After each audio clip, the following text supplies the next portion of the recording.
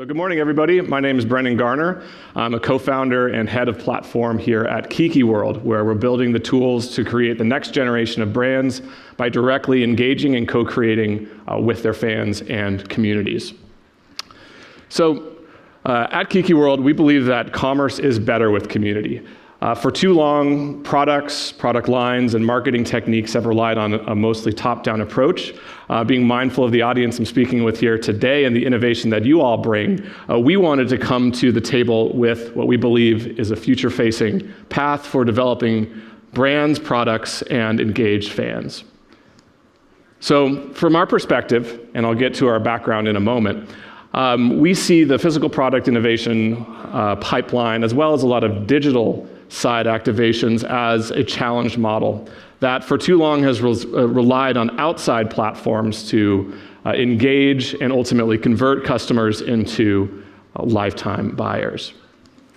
It's immensely expensive to run a brand today. It's immensely expensive to try to claw information about the people that care most about what you're creating, and it's very difficult to get intent-driven data on what will actually sell and what your customers actually want. So spending time, 40% of customers spend their time on social media, meaning that you don't get first-party data insights into their communications, how they really interact with your brand, and what their intent truly is. So our solution path really revolves around a couple different players: brands, creators, and fans. So the idea that you can actually interact with the people that care most about your products, your customers, at the bottom-up funnel layer is something that we are very passionate about. And so that link between customer and brand often these days intersects with a creator in the middle. A lot of us know people buy from creators more so than they do from brands, particularly new ones that may not have the heritage that some folks in this room today might be fortunate enough to have. So just a quick background on how we came to be as Kiki World, building the future of community-driven commerce. Myself, alongside my two other co-founders, Yana and Ricky, have extensive experience not only in the e-commerce space, but also in product innovation development. Yana has spent well over a decade developing products for the likes of Sephora and Seed and a number of others. Ricky, our chief creative officer, has consulted from everybody from early entrants into e-commerce as well as large multinational corporations. My background is in e-commerce as well as strategic consulting and brand development. So who are we? We're a startup, so this is a little bit maybe different than some companies in the room here today, but we're a tech startup backed by Estee Lauder companies and Andreessen Horowitz, in particular their crypto fund. And so that's probably something that's a little bit different this year, probably not a lot around crypto, but the way that we leverage blockchain technology as opposed to what you may read about in the broader media is something that gives our platform a really interesting edge when it comes to capturing first-party intent data and creating new types of social graphs amongst users. All right. So at this point, I was going to do a live walkthrough of what our platform looks like, but I think what we're going to do is continue with slides, and then I can walk you through on your phones that you have there a little demo that you can do yourself at the end of the presentation. So Kiki as a platform is a co-creation platform and an engagement tool platform. So we believe in converting on your own turf more than anything else. Finding ways to create first-party engagement data through participatory rewards. So really engaging customers and future customers pre-purchase. So for too long, a lot of loyalty programs in particular rely on purchase to grant points, to level up, to really kind of go through the purchase cycle to actually receive rewards as a user. So we see that as something that's upside down, and really we think we have a better solution. Because more and more younger consumers in particular are really focused on being part of the product journey from its inception. They don't want to be told what to buy, they want to be part of the conversation. So how do you encourage people to actually take part and give up that information in a truly organic way? So I'll go back to that slide in a moment. The idea is to create rewards at every point of interaction. So on Kiki.world today, if you navigate to the website, you create an account, you have the ability to choose the next nail color a product's going to be made, or which merch should be created next, or if we're doing a skincare line, What ingredient is most important? You tell us what that is. We reward you with off-chain rewards as well as loyalty points, which can then be converted into discounts. So creating those rich customer experiences that make people really feel involved is something that we've really seen from our experience in the space be very sticky and ultimately lead to a higher purchase rate than you would find from somebody that just comes from a social ad or may click on a link or come through another organic channel.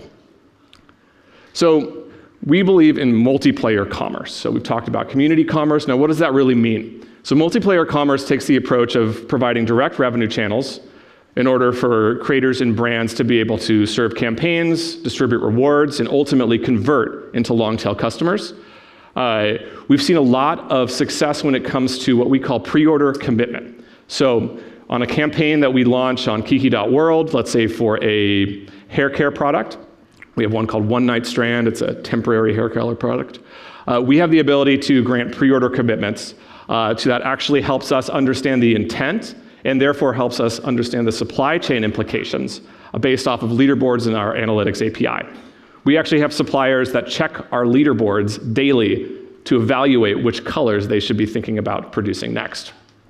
So making sure that easy shop creation is available, really securing content through on-chain verification of assets, as well as audience co-ownership of the campaigns and the products that are created themselves. The last piece being integrated social proof. So because everyone that interacts on Kiki World actually has a nested, what's called a smart wallet, hidden in their account. They never have to touch it. They never have to do anything that's blockchain related. But every action that they take as part of a campaign has an asset tied to it that notes their intent, their preferences, and actually allows us to be able to connect users into rich user segments so that we can really understand what types of activities, what types of products, other brands they might be interested in following, all through a verified process. And that's first-party data that you can get access to. So what does that look like? So as I just mentioned, I probably could have spoken over that last slide. We go from a leaderboard view where a campaign's taken place. We have chat protocols in place to allow for users to discover each other based off of what's held in their abstracted wallet. And then we also offer opportunities to collect post-purchase data. So we've talked a little about pre-purchase, but any product that has an NFC chip enabled within that product itself, if you've ever seen a Kiki World product, if the brand's new to you, I encourage you to check them out.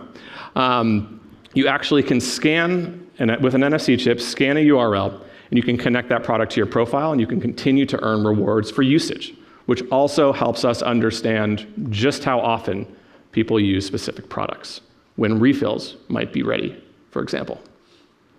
So let's look at a little example here. So we've touched on the idea that there's kind of three layers of community-driven commerce or multiplayer commerce, right? There's the customer or soon-to-be customer. There's the creator that helps amplify the product message, helps be an evangelist for it. And then ultimately there's the brand that produces the product and sells that product. So here we have a woman that goes by the name of House of Nails. She has over 120 media impressions across her various Web2 social channels. She has a very DIY approach to actually taking the engagement and the success that she has on social and turning that into a sustainable product to sell. She actually relies on Google Forms and emails to capture first-party data because she can't get it despite all those 120 million impressions unless she's going in there DMing with users and asking for their emails. Not very efficient. So launching a campaign with Kiki World, you can see here there's a little mock-up. It says choose your favorite. This actually operates as a swipe, the same that you would in you know which kind of apps, right? So you pick your options, you choose your favorites.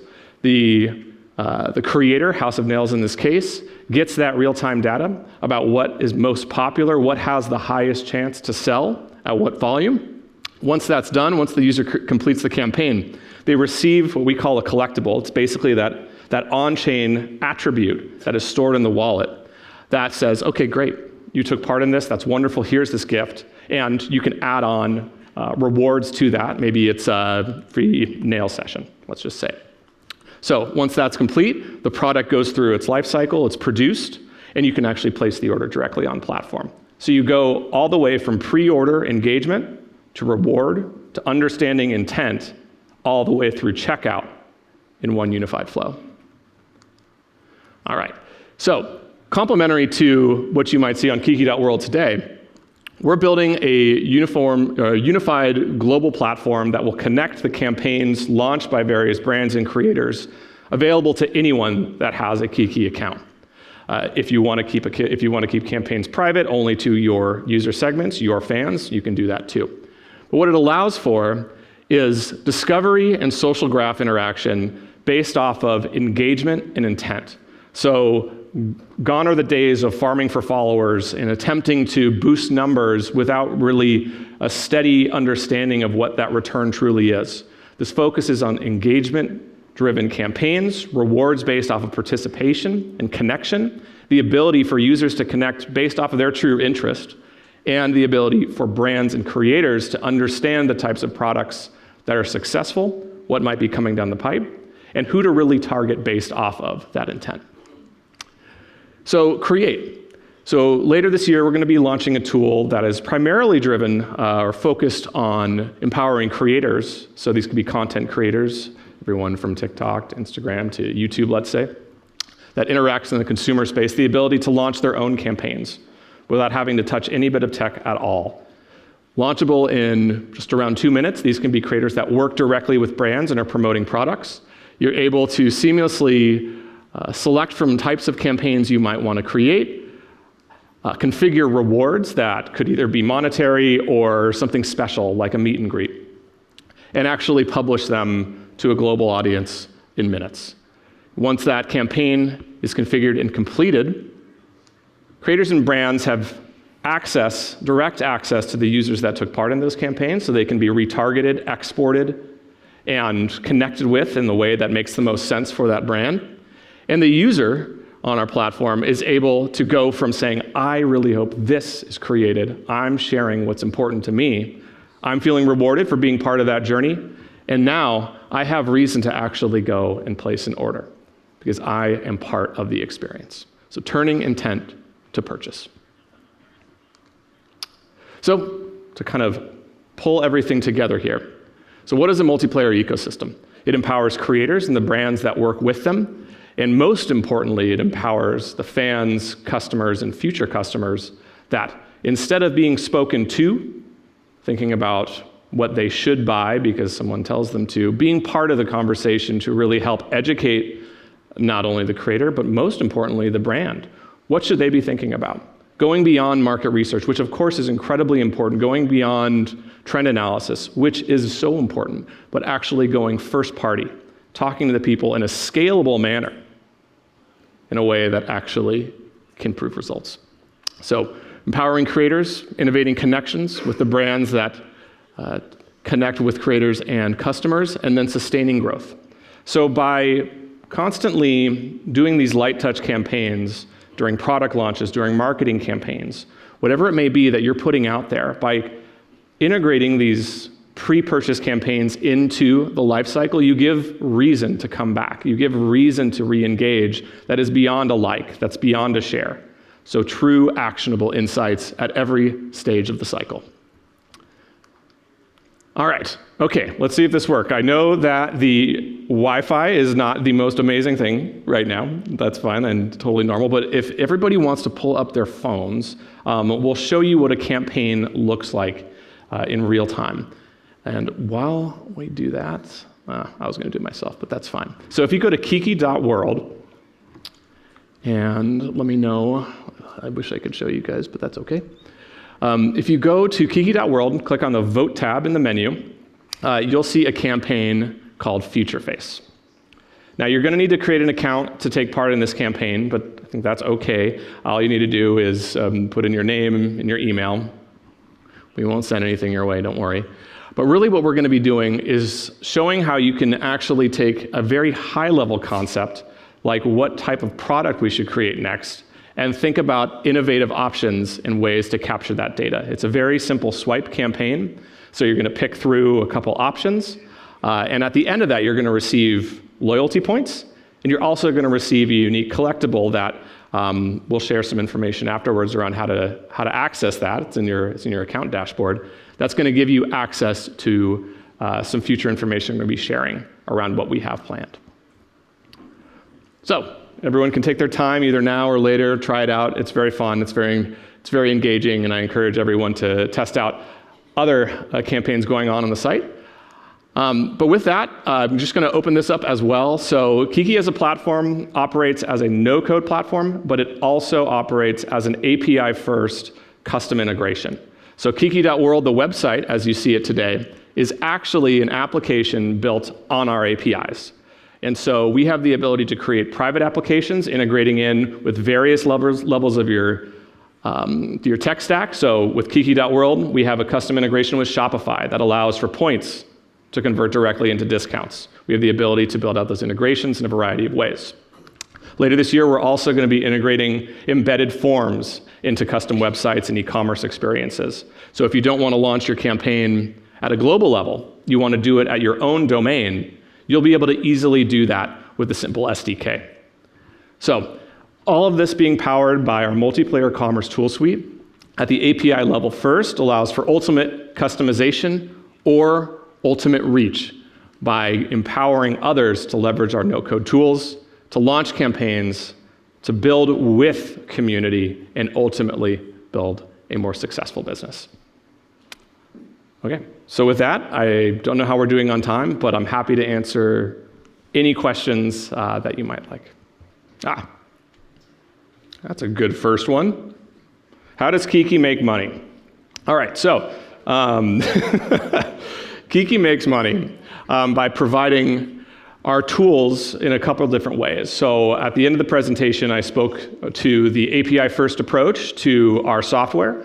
So we operate in a more traditional SaaS model when it comes to creating embedded experiences. So private applications, custom domain experiences. Think about it as a subscription based off of usage. At the platform level, so the no-code experience that I showcased, this is where it gets, I think, very interesting as well and very complementary to the more enterprise side SaaS pricing structure that we have. So when you launch a campaign, you're effectively granted a number of points to distribute. Think about them as reward points that we give you to say, okay, hey, go out to your community, offer them rewards. You have to actually provide the rewards, right? You say giving away a free t-shirt, you got to give away the free t-shirt.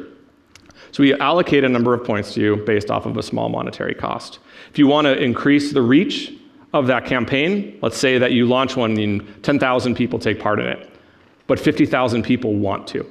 There is an incremental usage fee that can be purchased within the platform as well. I'd be completely remiss if I didn't mention that Kiki started to test this thesis, to build this platform by building our own product lines. So we now have 4 product lines launched in the beauty category. And they range from a nail product to hair, an eyeliner, as well as we're working on a skin development product right now. So those operate as traditional consumer goods products. And so we drive revenue there as well. Okay, typically apparel production companies are very long. Very good question, Anne, and something that we experimented with through the development of our own products. So when we first launched, we launched with this, it's called Pretty Nail Graffiti. It's a peelable nail polish. It's a very innovative product that our CEO, Yana, led the development of. And so our first campaign was simply to say, what color should it be? Let's pick one color. And of course, everyone picked the most expensive color that they wanted and the one that we hadn't developed yet. And so right out of the gate, we ran into the issue of, okay, how do you get people to engage, tell us what you like, but then keep them engaged during a product life cycle? So I think the most easy example being Pretty Nail Graffiti there is that it took us about 3 months to get the product out. But as long as you keep your fans engaged in very light touch ways, you'll do just fine. We saw a high conversion rate on that. Okay, let's see. Typically apparel. Yeah, so when it comes to apparel, this is probably also a good moment to pause and mention something really important. So when it comes to the types of campaigns that can be launched with Kiki, you have your co-creation, asking what we should make next, but you can really turn it into any type of engagement tool that you want. It may be something as simple as a feedback survey. It may be something as simple as, where should we do our next show? You can actually, based off of who your fans are, how you want to engage with them, you can create loyalty programs that could airdrop them passes to events if they're a VIP or an ambassador, for example. So I would say ideal timing is 3 to 6 months for a quick turnaround product. But the truth is, I don't know if anyone's ever interacted with a company like Kickstarter, right? As long as you set your parameters well and you're clear about what you're doing, it's okay if it comes out next season. It's okay if that happens, and in fact, you have more time to nurture that interest and that desire for the product. All right. Yes, so again, Anne, great question. So Kiki started in the beauty space. We are now branching out into fashion. We're working with some of the largest luxury groups in Europe right now on launching some phased release campaigns later this year, as well as some more in-depth holistic solutions. But from our perspective, beauty and fashion are so well knit that they really come together well, and we're working on some under the hood right now. Let's see, so how many voters does an average campaign draw? So on our side of things, so Kiki being a relatively new company, sometimes it's 1,000 unique users, sometimes it's upwards of 10,000 unique users. So we recently launched a campaign with a creator named Cherry Chai. She's this really dynamic woman who struggles with certain hair care products. And so we worked with her on developing a specific pigment that would work well for her, tied to our One Night Strand temporary hair color product. And so, the question moved. I lost track. Let's see. Oh yes, how many votes? So that one saw well over 10,000 unique users, and I think 40,000 votes overall. Our campaigns are configured to be able to vote daily, but brands and creators have the ability to configure that, one time every week, once a month, whatever that may be. Okay, let me see here. How do you evaluate?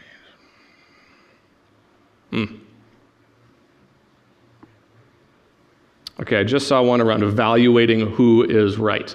Okay, so that's a nuanced one, because ultimately, particularly our no-code platform, we want to be able to open up to as many creators and brands as possible.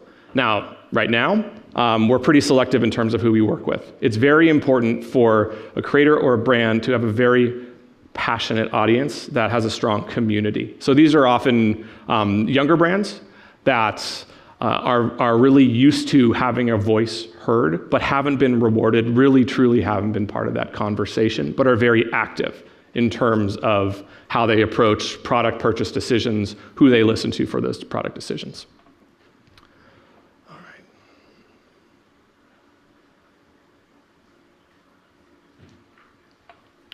Let's see, okay, these keep moving.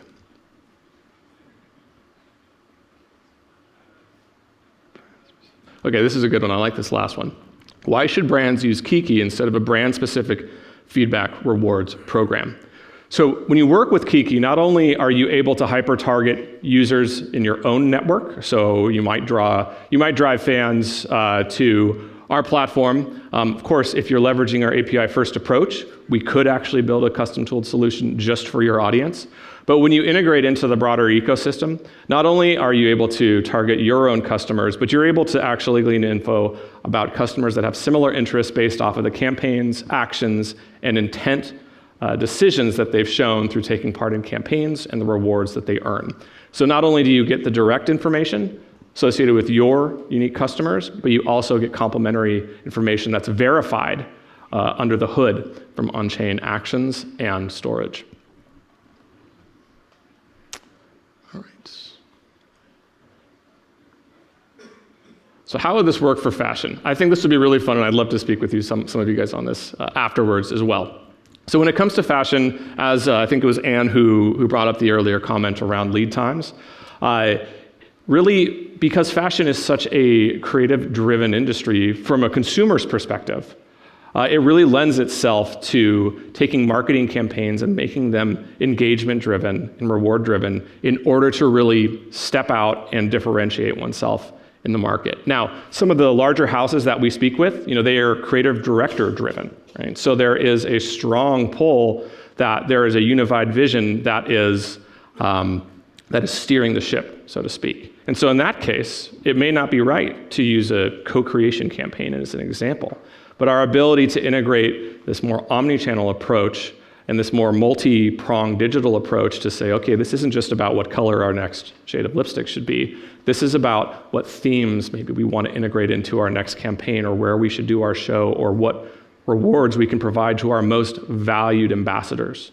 So it's very flexible in terms of what you can think of as a campaign.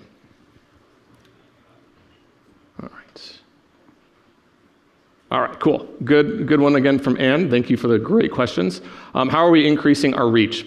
Is it US only? So our client app, Kiki.world today, built on our APIs, is US only because our products are only shippable in the US, just due to beauty industry regulatory things, I suppose. But it's accessible from anywhere in the world. You can go online today. If you're in Paris, it doesn't matter. You can go on, take part in campaigns. And one thing that we're really excited about on the no-code platform side of things is that because every campaign doesn't have to be tied to a physical product, anyone can launch them across the world.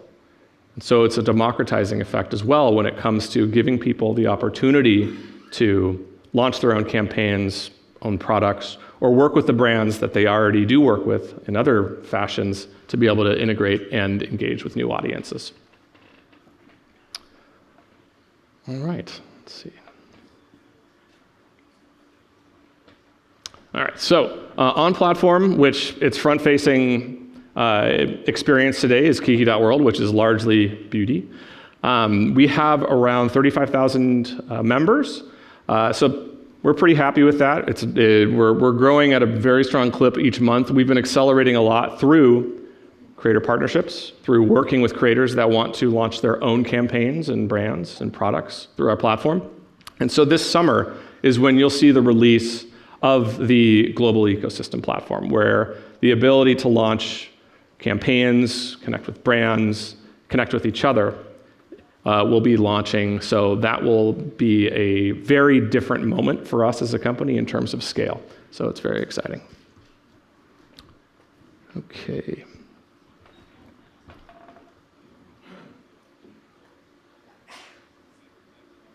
Is Kiki responsible for the materials used in products sold through the platform? So this goes a little bit back to who will be able to use it when we launch our no-code platform this summer. Our long-term goal is to make it as open as possible, but it's very important to us to work with the right brands that are doing product development in the right ways. So there will be a diligence process. Ultimately, is Kiki as a software company responsible for materials used?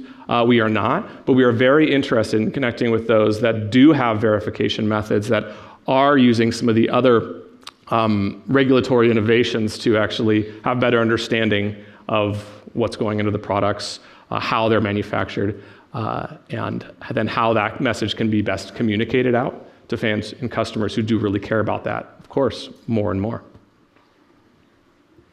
Okay.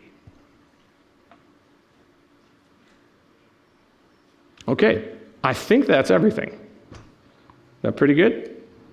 Awesome. All right, well, thank you so much for joining this morning, and I'm happy to field any questions afterwards as well. Hope you guys have a great day. Thanks.